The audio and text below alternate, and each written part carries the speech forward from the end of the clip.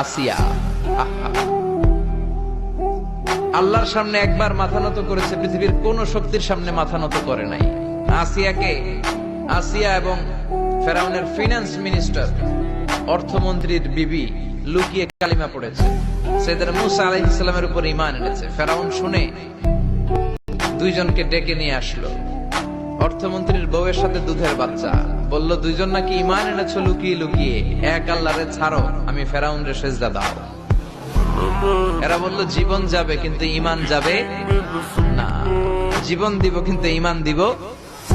প্রথমে ধরলো অর্থমন্ত্রীর বউকে, তাড়াতাড়ি আমার পায়ে সেজদায় লুটিয়ে পড়ো। সে বলে না, জীবন যাবে ঈমান যাবে না। বললো তাই নাকি, দেখি তোমার ঈমানের কত পাওয়ার। জল্লাদরে বলল কড়াইয়ের ভেতরে আগুন গরম করো, তৈল গরম করো, দুধের বাচ্চাটারে টেনে নিয়ে তেলের মধ্যে ছেড়ে দাও। কল্পনা করতে পারেন, দুধের বাচ্চাকে মায়ের বুক থেকে ছিনিয়ে নিয়ে তেলের মধ্যে ফালাচ্ছে, বাচ্চাটা রোস্ট হয়ে যাচ্ছে, আর বাচ্চাটা বড় মানুষের মতো মাকে বলছে, মা চিন্তার কারণ নাই, এটা উত্তপ্ত তেল নয়, এটা জান্নাতের বাগান। ভয় নাই মা, তুমি চলে আসো, তুমিও লাফিয়ে পড়ো, শাহাদাতের পেয়ালা থেকে মিষ্টি সুধা পান করো। মহিলার ঈমান আরো বেড়ে গেল। সে বলল আমি জীবন যাবে ঈমান যাবে। ফেরাউন বলল তোর ঈমান কত আমি দেখে নেব। এই মহিলাটাকেও উত্তপ্ত তেলের মধ্যে ছেড়ে দেয়। বাকি রইল ফেরাউনের বউ আসিয়া।